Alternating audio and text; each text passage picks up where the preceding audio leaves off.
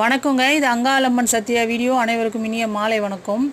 ஒருத்தவங்க கமெண்டில் கேட்டிருந்தாங்க, கணவன் மனைவி பிரிஞ்சு வாழ்கிறாங்க, அவங்க சேர்ந்து வாழணும், என்ன பண்ணுறது அப்படின்னு கேட்குறாங்க.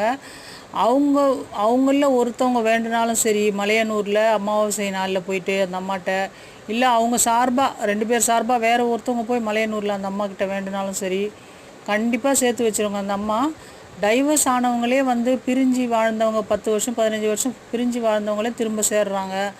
டைவர்ஸ் ஆனவங்க கூட திரும்ப சேர்ந்து குடும்பம் வாழ்க்கையில் ஈடுபடுறவங்களும் இருக்கிறாங்க.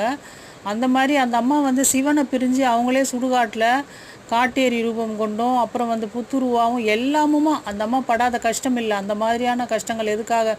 பார்வதி அங்காளியாக அங்கே அலைஞ்சாங்கன்னா சிவனுக்காக தான். சிவன் சாப விமோசனம் பெற்று இவங்களும் சிவனோடு சேரணுன்றதுக்காக தான் அந்த அம்மா அந்த ரூபம் கொண்டு அங்கே உட்காந்துருக்கு. அதனால் யார் பிரிஞ்சிருந்தாலும் அந்த அம்மா விடாது, சேர்த்து வச்சிரும்.